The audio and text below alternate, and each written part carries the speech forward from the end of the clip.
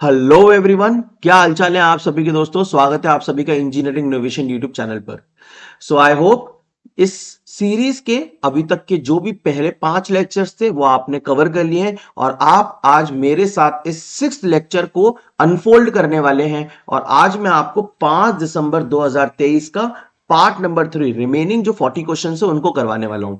ठीक है, तो बहुत अच्छा लग रहा है मुझे इस सीरीज में, मुझे बहुत मजा आ रहा है सीरियसली ये रिकॉर्ड करते हुए वीडियोस। और आपको इतने लेटेस्ट क्वेश्चंस का कितना अच्छा तरीके से समझा पाना और सारी चीजें मतलब कवर हो जा रही हैं, बहुत अच्छा लग रहा है बेसिकली। आई होप आपको भी ऐसा ही लग रहा होगा। तो यार वीडियोस को लाइक और शेयर प्लीज जरूर कर दिया करिए और कमेंट करके बताया करिए कि आपको क्या नया सीखने को मिला या फिर जो भी क्वेश्चन आपका डाउट हो वो कमेंट किया कीजिए। ठीक है, तो चलिए स्टार्ट करते हैं आज का सेशन। Okay, let's begin. तो देखिए, ये है पहला question. What is the formula to calculate the receiving end voltage of a distributor. तो डिस्ट्रीब्यूटर में रिसीविंग एंड वोल्टेज कैसे निकालेंगे? Voltage drop upon sending end voltage से, sending end voltage plus voltage drop से। तो देखिए यार, अगर मैं एक सिंपल सा शॉर्ट ट्रांसमिशन लाइन बना लेता हूं तो यहां पर आएगा रिसीविंग एंड वोल्टेज लोड के अक्रॉस, यहां पर होगा सेंडिंग एंड वोल्टेज, ये हमारा सोर्स, ये है रेजिस्टेंस और ये है रिएक्टेंस। तो Vs बराबर क्या होगा? इसमें करंट फ्लो कर रही होगी मान लीजिए I, तो Vs बराबर होगा I इंटू जेड प्लस का Vr। तो Vr कितना आ जाएगा? Sending end voltage minus voltage drop मतलब इंपेडेंस ड्रॉप। तो receiving end voltage sending end minus voltage drop होता है ना। चलिए, अब देखिए ये मेजरमेंट का क्वेश्चन है। इसमें बोल रहा है कि which characteristic of an instrument defines its behaviour during rapid changes in the मेजरेंड।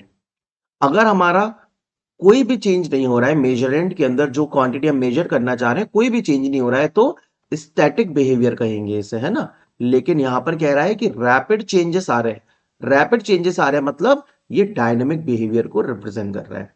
Precision और एक्यूरेसी तो आपको मालूम ही होगा, है ना। अब देखिए, मेजरमेंट में स्टैटिक बिहेवियर वाली मतलब स्टैटिक कैरेक्टरिस्टिक्स की कुछ प्रॉपर्टीज होती हैं। ठीक है, अब कुछ उनमें से डिजायरेबल है और कुछ अनडिजायरेबल है। तो डिजायरेबल कौन कौन सी है? देखिए, एक्यूरेसी डिजायरेबल होती है हमारी, प्रिसीजन डिजायरेबल है, सेंसिटिविटी ऑफ इंस्ट्रूमेंट डिजायरेबल है, रिप्रोड्यूसिबिलिटी डिजायरेबल है, लीनियरिटी डिजायरेबल है, रेजोल्यूशन डिजायरेबल है, रिपीटेबिलिटी डिजायरेबल है। मतलब ये सारी प्रॉपर्टीज हमें चाहिए, कैरेक्टरिस्टिक्स हमें चाहिए। अनडिजायरेबल स्टैटिक कैरेक्टरिस्टिक्स कौन से हैं? ड्रिफ्ट है, डेड जोन है, स्टैटिक एरर है और हिस्टेरेसिस है। तो इन चारों को थोड़ा खास ध्यान रखेंगे। फिर आते हैं डायनेमिक कैरेक्टरिस्टिक्स पे, जो कि रैपिडली चेंजेस होने की वजह से दिखती हैं। तो इसमें भी डिजायरेबल है speed of response and fidelity. Speed भी चाहिए और हमें फिडिलिटी की प्रॉपर्टी भी, अपने कैरेक्टरिस्टिक्स भी अपने इंस्ट्रूमेंट के अंदर चाहिए। लेकिन अनडिजायरेबल में आता है डायनेमिक एरर एंड लैग। तो ये वाली प्रॉपर्टीज है ना डायनेमिक की, speed of response, fidelity, dynamic error and lag. अक्सर बच्चे इन्हीं को भूल जाते हैं, तो इनको थोड़ा याद रखना है। स्टैटिक कैरेक्टरिस्टिक्स तो सिंपल है, हर किसी को पता रहता है। ठीक है, अगर ये भी नहीं पता था तो चलिए आपका बहुत अच्छा टॉपिक कवर हो गया है ना। चलिए, अब देखिए इस क्वेश्चन के अंदर, in node analysis which element is taken as reference. तो बताओ यार, node with minimum branch, highest voltage node, node with maximum branch या ग्राउंड और जीरो वोल्टेज नोड। ऑब्वियस सी बात है, जो ग्राउंड या जीरो वोल्टेज का नोड होता है उसे रेफरेंस लिया जाता है ना। तो नंबर ऑफ नोडल इक्वेशंस जो होती हैं वो क्या होती है? n-1। n क्या है? Number of principal node. अभी प्रिंसिपल नोड का क्या मतलब है? प्रिंसिपल नोड का मतलब है, प्रिंसिपल नोड का क्या मतलब है? Node from which two or more elements are connected, two or more elements are connected. ऐसा नोड जिससे दो या उससे ज्यादा एलिमेंट्स कनेक्ट हो। या फिर आप थ्री कह सकते हो, क्योंकि प्रिंसिपल है ना, सिंपल नोड आपका टू वाला हो जाएगा। यहां पे थ्री कह सकते हो, थ्री। जैसे कि मान लीजिए हमारे पास इस तरीके का कुछ सर्किट है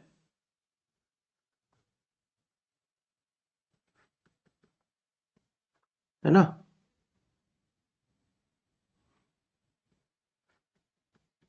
इस तरीके का कुछ सर्किट है, तो इसमें अगर मैं देखूंगा तो कितने प्रिंसिपल नोड है मेरे पास? दो प्रिंसिपल नोड है। क्यों? क्योंकि देखिए इससे भी तीन ब्रांचेस कनेक्ट हैं और इससे भी तीन ब्रांचेस कनेक्ट है। तो नोडल इक्वेशन कितनी बनेगी? एक बनेगी। क्यों? क्योंकि नंबर ऑफ नोड होता है n-1, 2 प्रिंसिपल नोड है, -1 दैट इज 1। ठीक है, नीचे वाला क्योंकि ग्राउंड कर देंगे, ठीक है, इस वजह से। चलिए अब आते हैं इस क्वेश्चन पे,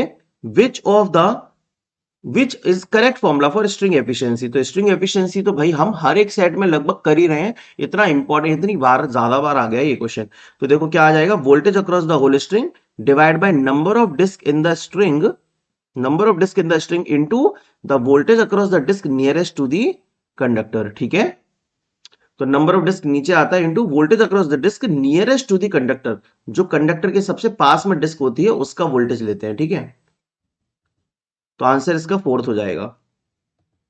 फिर देखिए, the primary purpose of a surge tank in a hydro electric power plant is to. तो हाइड्रो इलेक्ट्रिक पावर प्लांट में सर्ज टैंक का काम क्या है, वाटर हैमर इफेक्ट को कम करता है। ठीक है, पैनस्टॉक के अंदर जो वाटर हैमर इफेक्ट आता है ना, उसे कम करता है बस। A real world voltage source that has some internal resistance is termed as।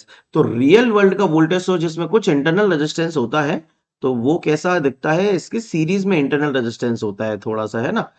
तो ये प्रैक्टिकल वोल्टेज सोर्स है या नॉन आइडियल वोल्टेज सोर्स है। प्रैक्टिकल वोल्टेज सोर्स है, नॉन आइडियल वोल्टेज सोर्स। जो हमारा आइडियल वोल्टमीटर हो, आइडियल वोल्टेज सोर्स होता है, इसका इंटरनल रेजिस्टेंस आप सबको मालूम होगा कितना होता है, 0, है ना। और आइडियल करंट सोर्स का कितना होता है, ये भी क्लियर होगा, that is infinity, internal resistance of ideal current source. ठीक है, चलिए, the form factor of an AC wave form is defined as the ratio of. The form factor क्या होता है, RMS value upon V RMS upon V average. मैं आपको एक question पूछता हूं, चलिए, ये मैंने वेवफॉर्म बना दी,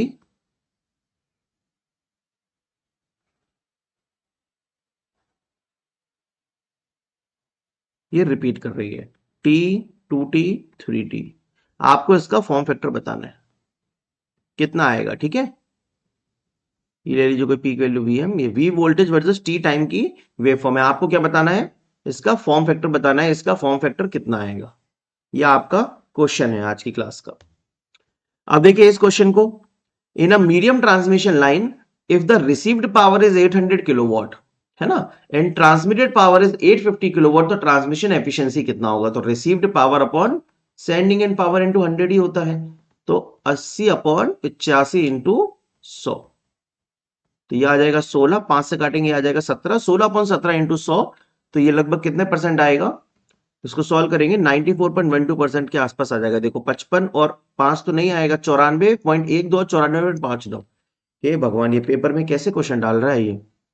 तो डिवाइड कर लेंगे, आ जाएगा। ठीक है ना, कैसे डिवाइड करेंगे, लॉन्ग डिवीजन मेथड, मतलब जो हमारा नॉर्मल डिवीजन मेथड होता है उसको लगा देंगे, 17 90 153, फिर उसके हिसाब से आ जाएगा, कोई दिक्कत वाली बात नहीं है। ठीक है, चलिए, लॉन्ग डिवीजन मेथड लगा देना, मतलब ऐसे, तो 17 पॉइंट लगा देंगे, तो ये 160 हो जाएगा, 17 90 153 आ जाएगा, फिर 17 रहेगा, फिर 17 एकम सॉरी 7 रहेगा, 7, फिर 70 कर देंगे, तो 17 3 17 चौथे 51, 68, 4 बार में 68 आ जाएगा, फिर 2 आ जाएगा, फिर 20, तो 17 एकम 17, फिर 3 और फिर 0, तो 17 दूनी 17 एकम 17, तो 94.11 समथिंग आ रहा है, मतलब 94.12%, 94.5 नहीं आएगा। The overall efficiency of a steam power plant is defined as the ratio of overall efficiency, कितना कोयला दिया और कितना इलेक्ट्रिकल एनर्जी मिला, तो electrical energy output to the heat energy input, that is overall efficiency. ये ओवरऑल एफिशिएंसी 3 एफिशिएंसी में से मिलके बनता है ना, पता होगा किस किस से, सर बॉयलर की एफिशिएंसी, टरबाइन की एफिशिएंसी और जनरेटर की एफिशिएंसी। बॉयलर की एफिशिएंसी और टरबाइन की एफिशिएंसी को मिला के हम लोग कह देते हैं थर्मल एफिशिएंसी इनटू जनरेटर की एफिशिएंसी। ठीक है, अब देखिए, जो बॉयलर और टरबाइन की एफिशिएंसी है, तो बॉयलर की एफिशिएंसी का मतलब क्या, बॉयलर का हीट, बॉयलर का आउटपुट क्या है, बॉयलर का आउटपुट है हीट, और इनपुट क्या है, कोयले की केमिकल एनर्जी। तो देखिए, thermal energy upon chemical energy, ये बॉयलर का इनपुट है। जैसे हमने यहां पे लिखा ना, हीट एनर्जी इनपुट, मतलब बेसिकली जो कोयले से एनर्जी मिल रही है वो, तो आप कह सकते हैं कि कोयले ने कितना हीट एनर्जी इन दिया और कितना हीट एनर्जी आउट दिया, तो थर्मल एनर्जी अपन केमिकल एनर्जी भी लिख सकते हैं। ये बॉयलर की एफिशिएंसी हो गई, ठीक है, बॉयलर की। फिर टरबाइन की एफिशिएंसी क्या होगी, कितना हीट एनर्जी अंदर आया और कितना मैकेनिकल एनर्जी पैदा किया, तो ये टरबाइन की एफिशिएंसी हो गई। और फिर इलेक्ट्रिकल एफिशिएंसी, जनरेटर की एफिशिएंसी तो आपको पता ही है, दैट इज मैकेनिकल अपॉन, मतलब electrical output upon mechanical input, ठीक है। चलिए, तो ये तीनों एफिशिएंसी भी याद रखना बहुत इंपॉर्टेंट है। यूपीपीसीएल, जेई में और कुछ कुछ एग्जाम्स में इन एफिशिएंसीज को पूछ लेता है कि टरबाइन की एफिशिएंसी का रेशियो बताओ, तो वो क्लियर होना चाहिए, ठीक है। चलिए, which property of Laplace transform is used to solve differential equations, तो देखिए time shifting, frequency shifting, initial value, linearity. अब डिफरेंशियल इक्वेशन मतलब क्या हो गया, देखिए D square Y by D T square plus 5 YT plus, ऐसे लिख लेते हैं, D square Y by D T square plus 2 DY by D T plus 5Y of T equal to 2 लिख लेता हूं। इसको मुझे लाप्लास लगाना है, ठीक है, और मैं मान ले रहा हूं कि इनिशियल कंडीशन है 0। इनिशियल कंडीशंस क्या है, 0। अगर इनिशियल कंडीशन 0 है तो इसका लाप्लास कैसे लग जाएगा, S square Y of S plus का 2S Y of S plus का 5Y ऑफ एस, और 2 का हो जाता है 2/s।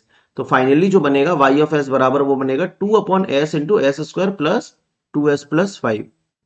अब बेसिकली मैं ये सब कर कैसे पा रहा हूं, आपने क्या किया, इस टर्म का अलग लाप्लास निकाला, इसका अलग निकाला, इसका अलग निकाला, तो सबको जोड़ दिया, और जो भी आगे की वैल्यू थी वो वैसी की वैसी ही लिख दी। तो ये क्या है, ये सुपरपोजिशन है, अलग अलग चीजों को ऐड करना, और होमोजेनिटी है, जो वैल्यू आगे मल्टीप्लाइड है वही लिख देना। तो ये बेसिकली लीनियरिटी प्रॉपर्टी की वजह से हो पाता है। समझ पा रही हो।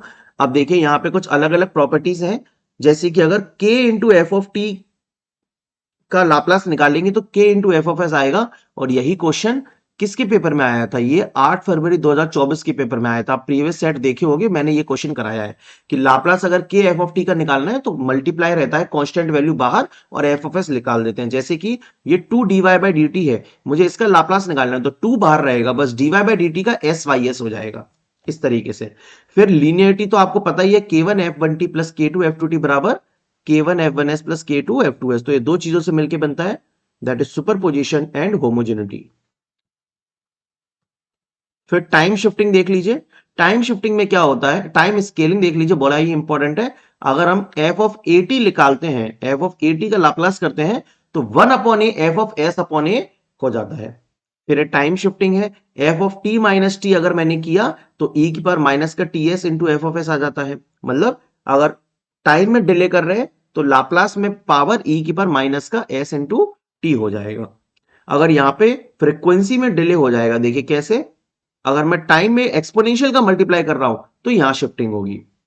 बेसिकली क्या है, जब टाइम में अगर शिफ्ट कर रहे हैं तो फ्रीक्वेंसी में मल्टीप्लाई हो जाता है, लेकिन अगर मैं टाइम में अगर मल्टीप्लाई कर रहा हूं, टाइम में अगर मल्टीप्लाई कर रहा हूं एक्सपोनेंशियल का, तो फ्रीक्वेंसी में देखिए शिफ्ट आ जाता है, ठीक है। फर्स्ट डेरिवेटिव देखिए क्या है, ये रहा एक्चुअल फर्स्ट डेरिवेटिव, मतलब वही 2 dy बाई डी टी का लाप्लास क्या होगा, s into 2 into S F S. तो एस एफ एस तो है, लेकिन मैंने इनिशियल कंडीशन को 0 मान लिया था, इस वजह से ये वाली चीज नहीं आई, नहीं तो ये भी आएगी। फिर सेकंड डेरिवेटिव देखिए यहां पे दिया हुआ है ना।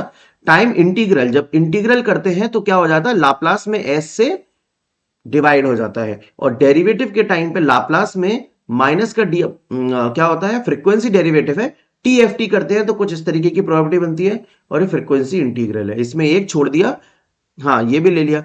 टाइम का डेरिवेटिव, टाइम का इंटीग्रल, फिर फ्रीक्वेंसी डेरिवेटिव, फ्रीक्वेंसी इंटीग्रल दिया है। तो ये 9th और 10th रहने, तो ये आपके लिए इंपॉर्टेंट नहीं है, आप ऊपर की 8 कर लो। अगर कोई भी दिक्कत होती है या कोई प्रॉब्लम है ऐसा, अगर नहीं समझ में आया है या थोड़ा जल्दी है या ऐसा आपको लग रहा है, तो आप कमेंट करके बता देना, अगर मुझे लगेगा तो लाप्लास का एक अलग से अपन लेक्चर ले लेंगे, ठीक है। चलिए, differential protection of a bus bar is based on the principle of, differential protection of a bus bar, यही सेम क्वेश्चन 8 फरवरी के सेक्शन में भी आया था। उसमें क्या पूछा था, कुछ और पूछा था, क्या पूछा था, ये वाला डायग्राम मैंने आपको दिखाया था ना, देखिए ये आपकी बस बार है और इसमें आपने अलग अलग सीटी लगाई हुई हैं, यहाँ पे यहाँ पे यहाँ पे यहाँ पे। तो देखिए इन सीटी में 3 तो इनकमिंग करंट हो गई, ये देखिए 2 इनकमिंग करंट है, 2 आउटगोइंग करंट है।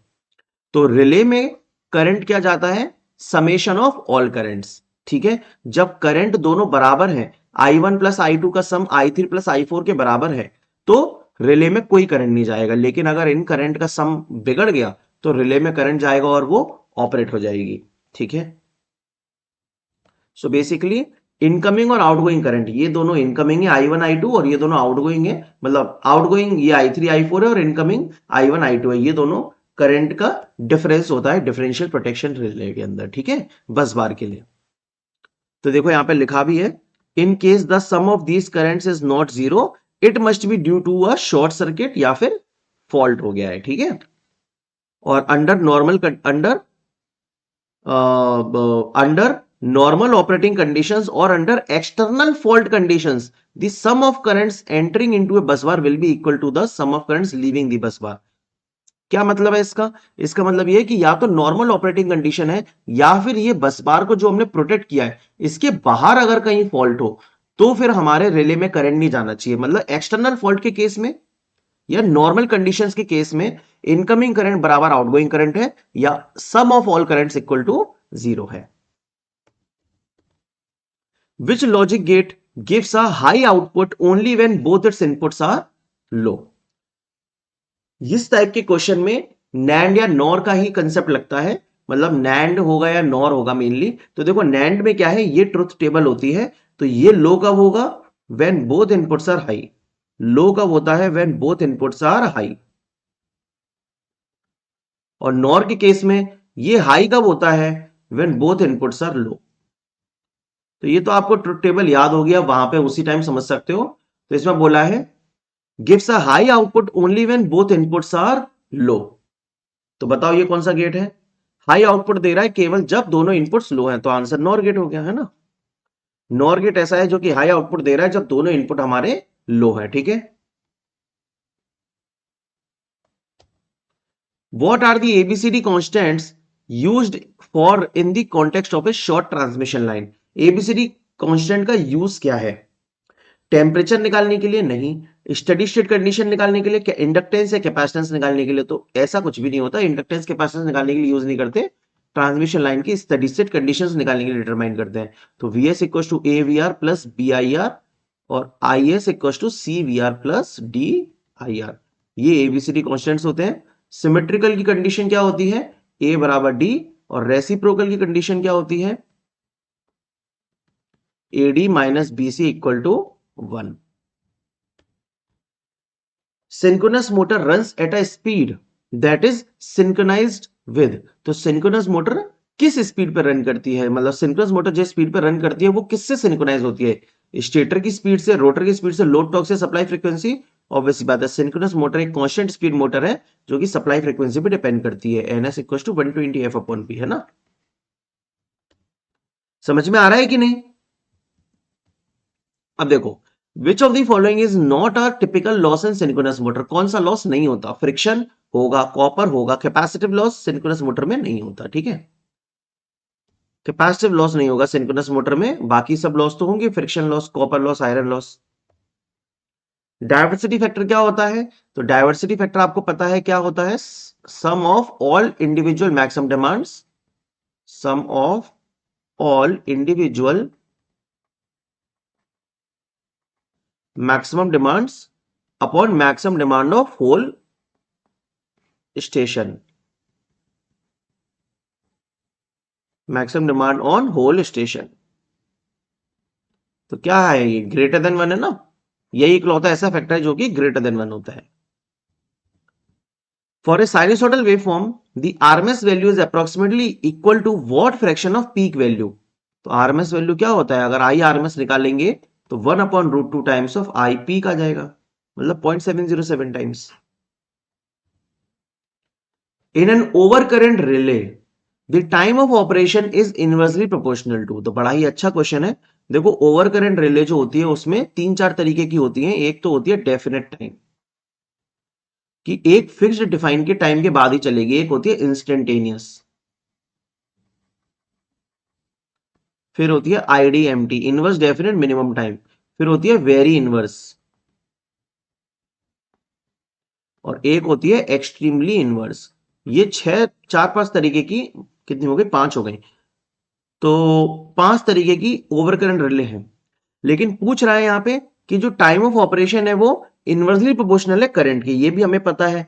इनवर्स डेफिनेट मिनिमम टाइम का मतलब है जैसे जैसे करंट बढ़ेगा वैसे वैसे टाइम घटेगा, इनवर्स रिलेशन होता है। लेकिन करंट के कैसे प्रोपोर्शनल है, स्क्वायर पे इनवर्स में, या वोल्टेज या क्यूब ऑफ करंट या फ्रीक्वेंसी। तो याद रखेंगे, देखिए ये कैरेक्टरिस्टिक्स तो आपने देखा ही होगा, मैंने पहले ही बताया था, definite time, IDMT, very inverse, extremely inverse. तो क्या है इसमें, DIVE, ये आपका शॉर्टकट है, DIVE है ना, डाइव। ऐसे आपको याद रखना है ऊपर से नीचे। अब देखिए यहां पे ये है टाइम ऑफ ऑपरेशन का फॉर्मूला। टाइम ऑफ ऑपरेशन का फॉर्मूला कह लीजिए आप इसे,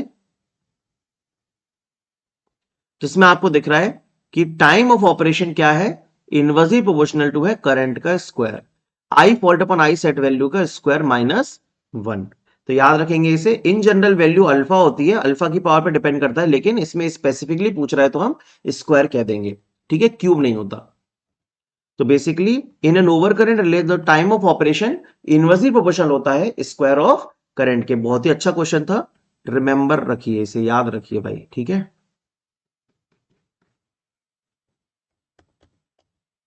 सर्किट एनालिसिस में converting a voltage source in series with a resistance to a current source in parallel with the same resistance is known as, क्या कहते हैं इसे, voltage to current source transformation. Primary function of an earth leakage circuit breaker is to detect, बताओ earth leakage circuit breaker किसको detect करता है, obvious सी बात है, अर्थ लीकेज करंट को डिटेक्ट करता है, ठीक है। The principle on which a DC generator operates is, DC generator आपका कौन से प्रिंसिपल पे काम करता है, तो डीसी जनरेटर में हम लोग मैकेनिकल एनर्जी देते हैं और इलेक्ट्रिकल एनर्जी हमें बाहर मिलती है। तो एक ऑल्टरनेटिंग फ्लक्स इंड्यूस होता है रोटर के अंदर, या फिर ऑल्टरनेटिंग ईएमएफ इंड्यूस होता है Faraday's law of electromagnetic induction पे, ऑब्वियस सी बात है। विच of the following is not a characteristic of an ideal op amp, तो देखो आइडियल ओप एम्प बार बार आ रहा है। अब मैं यहां पे आपको याद कराता हूं, देखो ओपन लूप गेन कितना, इनफाइनाइट, CMRR कितना, इनफाइनाइट, बैंडविड्थ कितनी, इनफाइनाइट, इनपुट इंपेडेंस कितना, इनफाइनाइट, आउटपुट इंपेडेंस कितना, याद रखेंगे आउटपुट इंपेडेंस कितना, यस जीरो, आउटपुट इंपेडेंस कितना, जीरो। फिर ऑफसेट वोल्टेज कितना, ऑफसेट वोल्टेज या ऑफसेट एरर ये कितना, zero. Power supply rejection ratio ये कितना, जीरो, ठीक है। फिर एक दो चीजें और लिख लेते हैं, स्ल्यू रेट, स्ल्यू रेट कितनी, इंफिनिटी। यही सब प्रॉपर्टीज होती है मेरे हिसाब से। तो देखो open loop voltage gain, input impedance, output impedance, offset voltage, bandwidth, CMRR, slew rate, power supply rejection ratio, 1 2 3 4 5 6 7 8, मैंने कितनी लिखवा दी, 1 2 3 4 5 6 7 8, बिल्कुल यही होती है, ठीक है। तो जीरो क्या क्या है, आउटपुट इंपेडेंस, ऑफसेट वोल्टेज और पावर सप्लाई रिजेक्शन रेशियो। तो not a characteristic, zero output impedance होता है, फाइनाइट ओपन लूप गेन नहीं, ओपन लूप गेन फाइनाइट नहीं होता है, इनफाइनाइट होता है, infinite bandwidth, infinite input impedance, correct है। अब देखिए बड़ा ही अच्छा क्वेश्चन है ये, इसे भी याद रखेंगे। Biochemical power plants primarily use which process for energy generation, आजकल बायोगैस पावर प्लांट के क्वेश्चंस काफी आ रहे हैं आपके पेपर में। तो देखिए बायोकेमिकल पावर प्लांट्स किस प्रोसेस को यूज करता है एनर्जी जनरेट करने के लिए, बायोकेमिकल के अंदर यूज होती है दोस्तों फर्मेंटेशन प्रोसेस। कौन सी प्रोसेस, फर्मेंटेशन। फर्मेंटेशन का मतलब क्या होता है, फर्मेंटेशन का मतलब होता है degradation without oxygen, degradation without oxygen. इसमें मटेरियल आपका डिग्रेड होता है ना, माइक्रोबियल ऑर्गेनिजम्स की मदद से डिग्रेड हो जाता है, ऑर्गेनिजम्स की मदद से, और ऑक्सीजन इसके अंदर नहीं रहता इस प्रोसेस में, ठीक है। मतलब कैसी प्रोसेस है, एक टर्म है एरोबिक, एक टर्म है एन एरोबिक, तो ये एन एरोबिक प्रोसेस है। तो देखिए बायोकेमिकल प्रोसेस के अंदर दो मेन चीजें आती हैं, एक तो इथेनॉल फर्मेंटेशन और एक anaerobic fermentation. Ethanol fermentation का मतलब यह है कि इसमें हम लोग क्या करते हैं, शुगर को लेते हैं, sugar gets transform into carbon dioxide and alcohol. चीनी को लेते हैं, फर्मेंटेशन करते हैं 32 डिग्री सेल्सियस पे, और ये इथेनॉल या फिर अल्कोहल या कार्बन डाइऑक्साइड, इन दोनों प्रोडक्ट को बनाती है। इथेनॉल या इथाइल अल्कोहल है ये, बेसिकली इथाइल अल्कोहल है ना, इथाइल अल्कोहल C2H5OH है ना। चलिए, सो बेसिकली एक प्रोसेस ये हो गई जिसमें एल्कोहल बन रहा है फ्रॉम शुगर, फर्मेंटेशन प्रोसेस के थ्रू ही बनती है एल्कोहल, दारू। और एक है एनएरोबिक फर्मेंटेशन, इसमें क्या हो रहा है, जो डिकेइंग वेट बायोमास है ना, जो वेट बायोमास है उसका डिग्रेडेशन करते हैं, डिके करते हैं, एनएरोबिक मतलब विदाउट ऑक्सीजन, और उससे पैदा होती है बायोगैस। बहुत ही ज्यादा इंपॉर्टेंट है। बायोगैस में क्या क्या होता है, बायोगैस में मेनली होता है आपका methane plus carbon dioxide, mainly होता है मीथेन CH4। समझ में आया। चलिए, तो बड़ा ही इंपॉर्टेंट डेटा है ये, याद रखेंगे। What does Norton's theorem help determine the equivalent of? Norton's theorem help determine the equivalent of. Norton's theorem किस चीज का इक्विवेलेंट निकालती है, करंट सोर्स का निकालती है। When reducing a block diagram, which of the following is not a basic configuration? Block diagram को कम करते हैं तो बेसिक कन्फिग्रेशन कौन सा नहीं है, सीरीज, फीडबैक, पैरेलल या डायगोनल। तो ब्लॉक डायग्राम में कोई डायगोनल कन्फिग्रेशन होता है क्या, जी नहीं। दो ब्लॉक सीरीज में लगे हो सकते हैं, फीडबैक पाथ होता है, पैरेलल में भी लगे होते हैं, लेकिन डायगोनल नहीं होता कुछ भी। अब देखिए, According to Faraday's first law of electromagnetic induction, induced EMF in any closed circuit किसके बराबर है।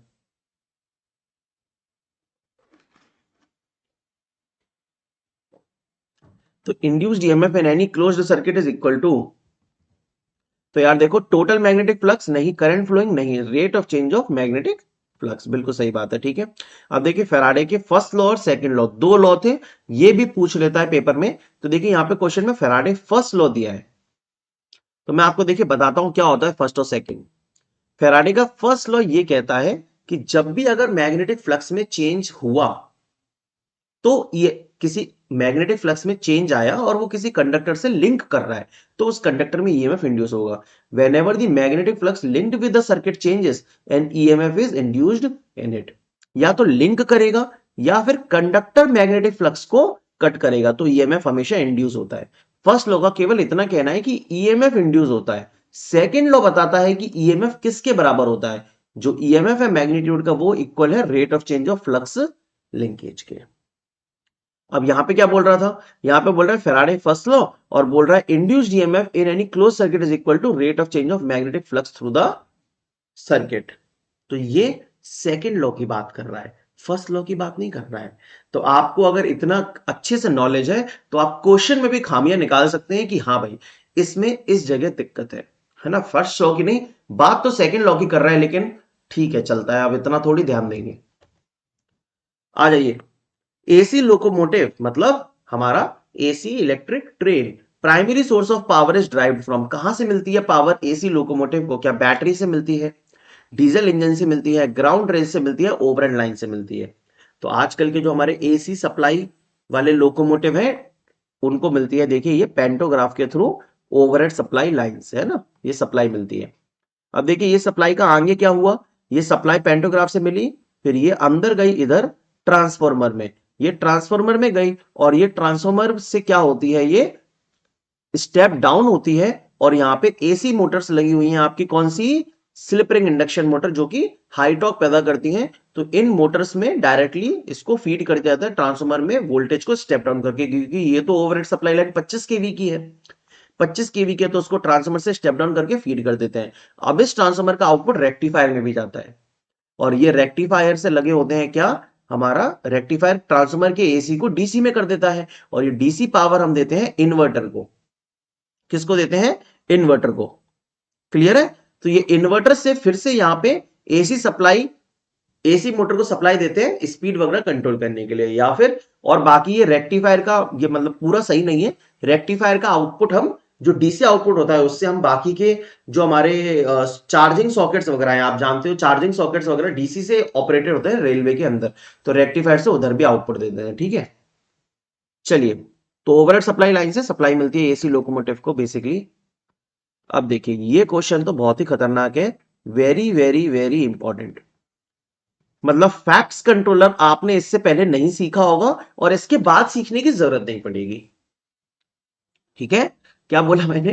फैक्ट्स कंट्रोलर आपने इससे पहले नहीं सीखा होगा और इसके बाद सीखने की जरूरत नहीं पड़ेगी। देखिए मैं आपको समझाता हूं।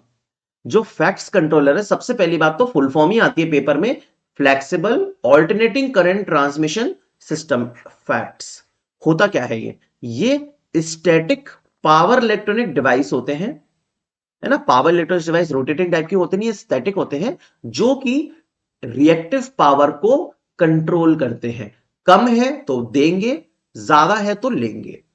तो बेसिकली ये रिएक्टिव पावर के कंट्रोल के लिए लगे होते हैं, कंपनसेशन के लिए लगे होते हैं बेसिकली। ठीक है, installed in AC transmission networks to increase power transfer capability, stability and controllability of the network. इसमें दो टाइप के कंपनसेशन होते हैं, एक सीरीज और एक शंट। होते तो वैसे चार तरीके के हैं, तो मेनली चार तरीके के कंपनसेशन होते हैं। देखो, पहला सीरीज कंपनसेशन, दूसरा शंट कंपनसेशन, तीसरा सीरीज शंट कंपनसेशन, चौथा सीरीज सीरीज कंपनसेशन। तो यही क्वेश्चन पेपर में आया है कि विच of the following is not a category of facts controller. Series controller होता है, शंट होता है, सीरीज शंट होता है, क्या डायगोनल होता है?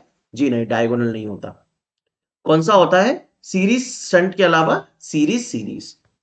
अब थोड़ा अंदर चलते हैं। देखिए, सीरीज कंपनसेटर या कंट्रोलर के अंदर दो चीजें आती हैं, एक तो थायरिस्टर कंट्रोल्ड सीरीज कैपेसिटर। आपको इनके नाम में सीरीज दिख जाएगा, तो याद रखने की भी इतनी कोई जरूरत नहीं है। Thyristor controlled series capacitor as well as static synchronous series compensator. Static synchronous series compensator, ये है ट्रिपल एस सी। ठीक है, फिर आ गया स्टैटिक वार कंपनसेटर, तो ये शंट में लगता है। और static synchronous compensator STATCOM, SVC and STATCOM, ये दोनों शंट के हैं। फिर यूनिफाइड पावर फ्लो कंट्रोलर, ये भी क्वेश्चन पेपरों में आ रहा है, इसकी फुल फॉर्म आ रही है यूपीएफसी की। तो unified power flow controller and IPFC interline power flow controller, IPFC interline power flow controller. ठीक है, नीचे क्या बता रहा है? नीचे ये बता रहा है कि थायरिस्टर से कंट्रोल होने वाले जो फैक्ट डिवाइसेस हैं वो टीसीएससी और एसवीसी हैं, जो रेड कलर से हैं, और बाकी सारे आपके वोल्टेज सोर्स कन्वर्टर से कंट्रोल होते हैं। वीएससी मतलब वोल्टेज सोर्स कन्वर्टर। तो ये कंप्लीट फैक्ट्स का हिसाब किताब है, shunt series, series shunt, series series. ठीक है, चलिए, which of the following statements best describes the corona effect in extra high voltage transmission lines? तो क्या डिस्क्राइब कर रहा है कोरोना को? It is the effect where the transmission line starts to resonate at its natural frequency? नहीं, it is the effect where the transmission line heats up excessively due to high current. It is the phenomenon where a bluish glow appears along with a hissing noise around the conductors. यही है corona effect. वैसे तो violet type का glow होता है, blue violet type का मान सकते हो, ब्लू वायलेट या वायलेट ग्लो होता है ना, हिजिंग नॉइस के साथ। वैसे वायलेट ग्लो होता है मेनली, है ना, लेकिन उसको ब्लूइश ग्लो भी कह सकते हैं, ब्लू वायलेट नेचर का। ठीक है, चलिए, अब देखिए ये question, which equation correctly represents the relationship between self inductance, mutual inductance and number of turns? तो यार देखो, हमने एक रिलेशन तो पढ़ाई है, m बराबर k under root L1 L2। इसके तो हम काफी सारे क्वेश्चन भी सॉल्व करते हैं, और आप सबको पता है कि L1 प्रोपोर्शनल होता है N1 स्क्वायर के, और इंडक्टेंस 2 प्रोपोर्शनल होगा N2 स्क्वायर के। मान लीजिए मैं मान लेता हूं कि m प्रोपोर्शनल है under root L1 into L2 के, k को थोड़ी देर के लिए हटा दिया, तो यहां पे लिखेंगे भी तो क्या लिखेंगे? N1 स्क्वायर, N2 स्क्वायर और ये अंडर रूट। तो m किसके प्रोपोर्शनल होगा? N1 इंटू N2 के प्रोपोर्शनल होगा, हाँ या ना? लेकिन यहां पे देखिए क्वेश्चन में m equal to L upon N1 N2, m l equal to m upon N1 plus N2, ऐसा तो कुछ नहीं होता। l equal to m into N1 N2 मतलब m equal to l upon N1 N2, inverse में नहीं होता है। बस एक ही रिलेशन थोड़ा ठीक बैठ रहा है, लेकिन इसमें भी देखिए ये अंडर रूट जो इन्होंने लगाया है, ये मुझे गवारा नहीं है, ये पता नहीं क्यों लगा दिया है, आई डोंट नो। तो मुझे भी इस क्वेश्चन का आधार समझ में नहीं आया, लेकिन पेपर में आंसर इसी को माना है। अब हमारे हिसाब से तो ये ठीक है, और मैंने इसको सर्च करने की कोशिश भी की, क्या पता कहीं से अलग से कुछ डेरिवेशन होता हो, लेकिन ऐसा कुछ होता नहीं है। तो बेसिकली आई डोंट नो कि ये कैसे आया, अगर आपको मालूम है तो बताइएगा, बट ऐसा कोई डेरिवेशन है नहीं। आप बढ़िया इसको याद रखो, कोई दिक्कत वाली बात नहीं, ठीक है। मैं नहीं ढूंढ पाया, तुम कहां से ढूंढोगे। चलो, in a homopolar transmission line, which of the following is the significant challenge that needs to be addressed? हमारे पास तीन पोलर है, मोनो, बाई और homo. Monopolar, bipolar and homopolar.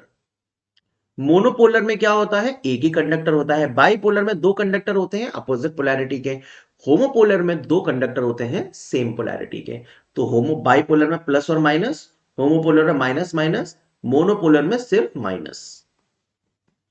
अब कह रहा है कि ऐसी कौन सी समस्या आ गई होमोपोलर में, बताओ।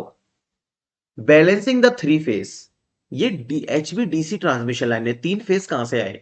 Increasing the line capacitance, DC transmission line है, कैपेसिटेंस नहीं होगा। Reduction of skin effect, HVDC में स्किन इफेक्ट नहीं आता है। Mitigating the DC magnetic fields, एक यही बच गया, लेना देना लेके देखे। Mitigating the DC magnetic field, मतलब डीसी करंट फ्लो कराने से जो मैग्नेटिक फील्ड जनरेट होती है और वो कम्युनिकेशन लाइन को अगर अफेक्ट करेगी, तो उसको कैसे खत्म किया जाए, वही एक प्रॉब्लम है एचवीडीसी होमोपोलर ट्रांसमिशन लाइन में। The triple V F method of speed control stands for, तो इस पे तो हम लोग रिसर्च कर चुके हैं ऑलरेडी, इसका एक क्वेश्चन पिछले वाले पेपर में भी आया था। तो आंसर हो जाएगा variable voltage variable frequency, triple V F. अब देखिए, all day efficiency of A transformer is the ratio of, all day efficiency का मैं पहले ही बता चुका हूं किसका रेशियो होता है, आउटपुट एनर्जी का अपॉन इनपुट एनर्जी का। और ये कितने घंटे के लिए एनर्जी, 24 घंटे के लिए। ये है हमारी ऑल डे एफिशिएंसी। अब देखिए, इतना तो आपने सीख ही लिया, इसके साथ साथ आपको और क्या सीखना है, इसके साथ साथ आपको यह सीखना है कि ऑल डे एफिशिएंसी की और नाम क्या है। ऑल डे एफिशिएंसी भी कह सकते हैं भाई हम, और इसको कह सकते हैं क्या, ऑपरेशनल एफिशिएंसी, और इसको कह सकते हैं एनर्जी एफिशिएंसी। तो एनर्जी एफिशिएंसी कह सकते हैं, ये तो बड़ा ही सिंपल है, क्योंकि एनर्जी ही आउट ऊपर है, एनर्जी ही नीचे है। लेकिन ऑपरेशनल एफिशिएंसी भी इसका नाम है, और ये क्वेश्चन ऑलरेडी एसएससी जेई में पूछा जा चुका है, ऑल डे एफिशिएंसी का दूसरा नाम। फिर एक आप पढ़ते हो power transformer, all day efficiency distribution transformer के लिए होती है, सबको पता है। एक पढ़ते हो पावर ट्रांसफॉर्मर, उसमें हम नॉर्मल एफिशिएंसी निकालते हैं, लेकिन उसके भी दो नाम है। तो जो नॉर्मल वाली चीज है, मतलब ordinary efficiency and commercial efficiency, ये पावर ट्रांसफर के लिए होता है। इसमें क्या होता है, आउटपुट पावर अपन इनपुट पावर। तो ordinary efficiency and commercial efficiency power transfer के लिए, all day operational and energy efficiency distribution transfer के लिए, ठीक है। तो अपना आंसर क्या हो जाएगा, total output to total input for 24 hours. EMF generated in a DC generator can be increased by, तो ईएमएफ क्या होता है, P five N Z upon 60A। कैसे बढ़ा सकते हैं ईएमएफ को, स्पीड इंक्रीज करके। डिक्रीजिंग फ्लक्स, इससे तो कम हो जाएगा। यूजिंग अ स्मॉलर कॉइल, नहीं, डिक्रीजिंग नंबर ऑफ टर्न्स, इससे भी कम हो जाएगा, स्पीड बढ़ा के। The torque in A three phase induction motor is maximum at a slip of, तो मैक्सिमम के लिए जो स्लिप होती है वो क्या होती है, R2 अपॉन X2। लेकिन यहां पे वो नहीं पूछ रहा है, यहां पे पूछ रहा है ग्रेटर देन 1 पे टॉर्क मैक्सिमम आएगा थ्री फेज इंडक्शन मोटर में, या फिर 1 पे आएगा, या फिर 0 एंड 1, या 0। तो देखिए भाई, आप ही बता दीजिए इसको देख के ग्राफ को। ये रहा टॉर्क, ये रहा स्लिप और स्पीड का ग्राफ, है ना। तो आप देख रहे हो हमारा जो टॉर्क मैक्सिमम है वो इधर है, और ये स्लिप कितनी है, यहां पर स्पीड 0 है तो स्लिप है 1, और यहां पर स्पीड ns है तो स्लिप है 0। तो किसके बीच में आ रहा है, 0 से 1 के बीच में आ रहा है। सिंपल सी बात है, मोटरिंग रीजन है, बिटवीन 0 एंड 1 आएगा, इसमें क्या सोचना है इतना। और जब स्लिप नेगेटिव होती है तो जनरेटिंग रीजन होता है, और जब स्लिप ग्रेटर देन 1 होती है तो ब्रेकिंग रीजन होता है, ठीक है। अब देखिए, which of the following describes the primary difference between a JFET and a MOSFET। JFET और MOSFET के बीच में प्राइमरी डिफरेंस क्या है, दोनों यूनिपोलर डिवाइस होते हैं, पहली बात, ठीक है। देखो इसमें बोल रहा है MOSFET यूनिपोलर, JFET बाइपोलर, ये गलत है। दोनों ही यूनिपोलर हैं, मतलब दोनों में ही सिर्फ मेजॉरिटी चार्ज कैरियर्स की वजह से कंडक्शन होता है, मेजॉरिटी चार्ज कैरियर्स की वजह से, ठीक है। अब आ रहा है gate is voltage controlled and current flows through it in a MOSFET. हम समझते हैं थोड़ा।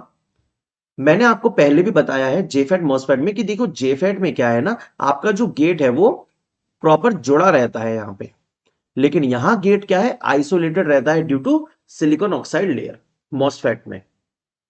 तो क्या कोई गेट करंट फ्लो कर पाएगी मॉसफेट में? नहीं। तो यहां पर गेट करंट एग्जिस्ट करेगी क्योंकि करेक्टेड है सीधे सीधे, और यहां पे I G gate current does not exist, does not exist.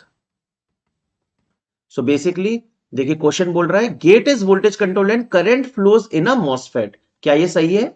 नहीं। Gate is voltage control and no current flows in a MOSFET, बिल्कुल सही। और वोल्टेज कंट्रोल डिवाइस तो ये दोनों के दोनों है। JFET uses a PN junction for gating while MOSFET uses a metal semiconductor junction। JFET में एक PN जंक्शन होता है और MOSFET में मेटल सेमीकंडक्टर जंक्शन होता है। क्या MOSFET में कोई मेटल सेमीकंडक्टर जंक्शन बनता है? नहीं भाई, ऐसा कुछ भी नहीं बनता। अब देखिए इसका थोड़ा सा मैं आपको और डिफरेंस समझाता हूं और क्या क्या मेन पॉइंट्स हैं। JFET सिर्फ और सिर्फ किस में ऑपरेट करता है? सर सिर्फ डिप्लीशन मोड में ऑपरेट करता है, ओनली डिप्लीशन मोड। लेकिन MOSFET डिप्लीशन और एनहेंसमेंट दोनों। बड़ा ही इंपॉर्टेंट फिगर है डिफरेंस बिटवीन है भाई। जेफेट के अंदर हाई इनपुट इंपेडेंस होता है। आप इस वाले पॉइंट को कट करके हाई इनपुट इंपेडेंस याद रखो। तो सर मॉसफेट में कितना होता है? अरे मॉसफेट में भाई वेरी हाई इनपुट इंपेडेंस होता है, वेरी हाई। क्योंकि यहां पे हम लोग एक सिलिकॉन ऑक्साइड की लेयर देते हैं मॉसफेट में, जेफेट में नहीं देते। तो जेफेट में हाई इनपुट इंपेडेंस, मॉसफेट में वेरी हाई इनपुट इंपेडेंस। ठीक है, इस चीज को ध्यान रखना है। फिर क्या है? मॉसफेट महंगा है, जेफेट सस्ता है। मॉसफेट हाई नॉइस के लिए यूज होगा, जेफेट लो नॉइस के लिए यूज होगा। और जेफेट में डैमेज होने के चांसेस कम है, लेस ससेप्टेबल टू डैमेज।